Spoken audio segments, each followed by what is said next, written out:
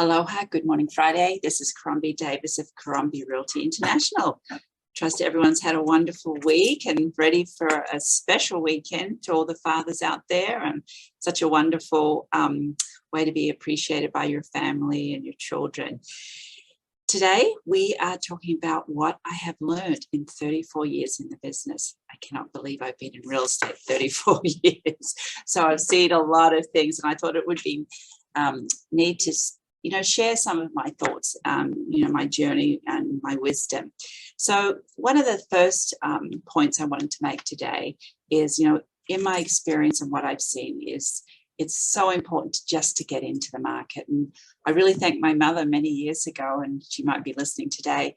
She just goes, just buy something, just buy something. And so I believe I bought my first property 34 years ago. And it really is the best advice anyone can give their kids, or if you haven't yet bought or you've just moved to the islands. It's such a great way to really own what you live in, have control of your life more. I know we just helped a gentleman from the mainland, and he was going to rent. I said, please don't rent. You have to get into the market so you can keep up with the cost of living here. And so important. I've seen people buy their luxury homes. If you can imagine, I've had some clients buy a property every year for 20 years. And, one client had bought a home for $500,000, I believe it was 30 years ago. And today that same home would sell for about $1.8 million. So really important to get into the market. Definitely people buy real estate for lifestyle. They want that luxury home, or even cash flow, that passive income. I have a friend who recently, he has a beautiful luxury home on the windward side of the island, and he just bought his first commercial investment building, and he's so excited about creating passive income in his life. So really important, if one of your goals in life is just get into the real estate market, and if you're already in, how can you invest to create that passive income? Second point I wanted to make is, negotiating back and forth with offers. So many people think short-term versus long-term when they're negotiating. And a lot of brokers here in my realtors in my company, we've had clients decide not to buy a house because they wanted a home for $950,000, the seller wanted it for $1 million, and they didn't want to negotiate anymore. Just to give you an idea, I had a similar situation 15 years ago, a home that was $8 million, and we were $200,000 away from obtaining that home. And it did not go through the negotiations because the client decided they didn't want to pay what the seller wanted. Today, that home would sell for $15 to $20 million. So sometimes it's best just to take a step back if you are negotiating and think long-term versus short-term. I think that's really something I've learned in real estate, and actually in any of my life activities that I do. Buying smart, very important. There are just still some properties, the location, the layout, it might be on a main street, it might even have a stream under the house. We've seen it all. You have to be so careful about what you buy, because some homes just don't appreciate it. And I've seen homes that have sold recently that have sold less than what they were bought for 10 years ago.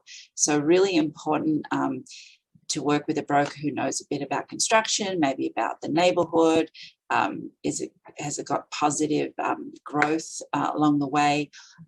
Make sure there's no streams under a house. I remember reading that in one of the MLS listings. So very important to be careful as you go about to buy either your dream home or investment.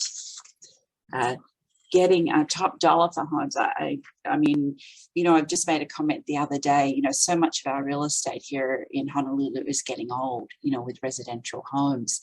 And, when we position a home to sell on the market, very important, it shows clean and uncluttered. But sometimes there's just wear and tear in a home.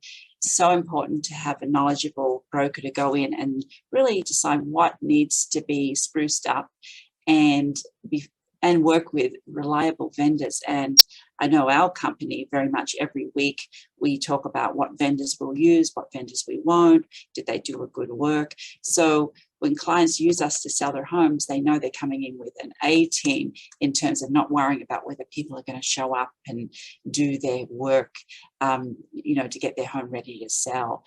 We've had a couple of homes recently where, people have spent either $20,000 or maybe up to $200,000. And in all honesty, I with certain homes, I've literally told our clients they can get 3 to 5 times more by putting this investment in. And if they're fortunate enough that they can invest, their net sales price will be a lot more favorable to them, of course. Pricing and positioning, once that home's done, there is a science to pricing. I honestly believe that in the 34 years I've done this business, it's not just a number you put out there. This is people's livelihood you're dealing with. It's the biggest investment they have. And when I list a property for sale, it's my job to get as much as possible as the market will bear.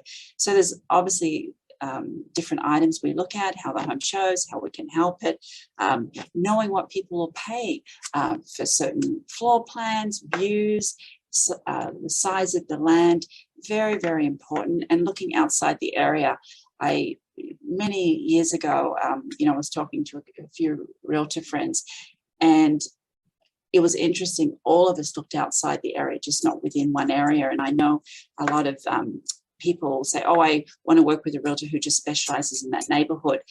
Just the other day, I listed a property where they didn't want to list with that person because they felt they kept the prices down.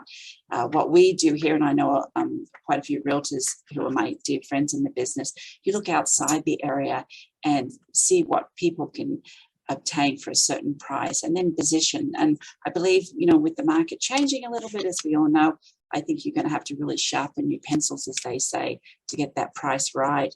And to give you a couple of examples here, we just priced a luxury listing in Kaka'ako the other day, and my client wanted a certain price. So what I did is, those statistics that I share with you each week, I use those statistics to see, can I get the price you want?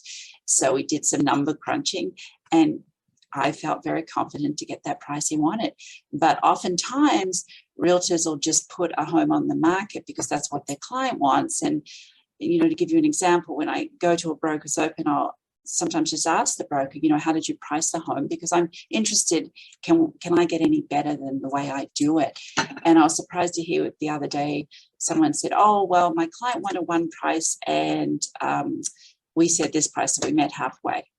No, you really know, you need to know the market and in a very tasteful way, educate your client so they know they're coming on the market really strong. I take a lot of personal responsibility because it really, when you're putting a home on the market, you are disturbing somebody's life. The other items that I've learned is, 95% of real estate transactions will close, but there's bumps along the way.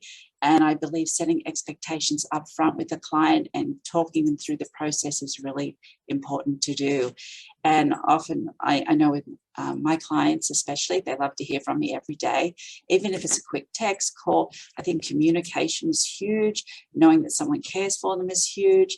That has been a tremendous part of my success, is the care that I put for my clients out there.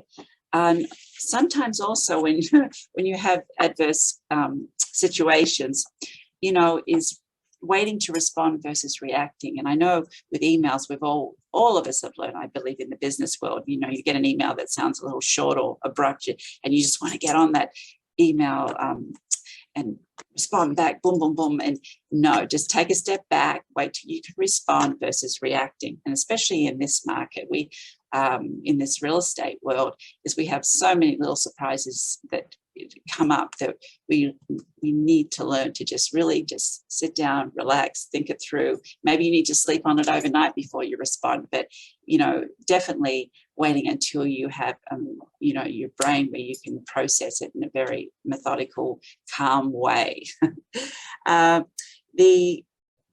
There's things, don't worry about the things you can't control. I was out with a client the other day and they were getting upset about certain things.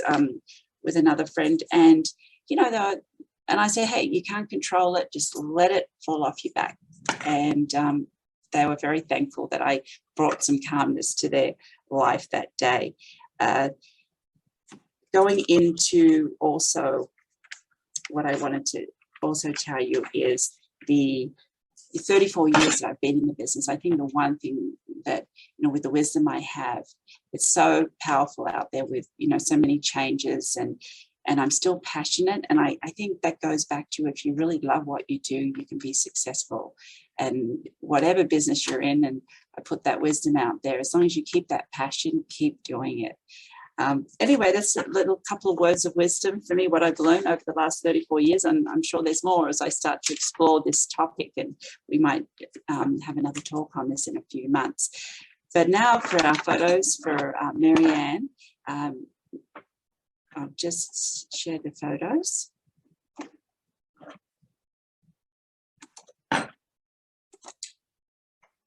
So the theme is Father's Day, of course, and what she mentions here, we want to recognize, appreciate, and celebrate those special fathers out there.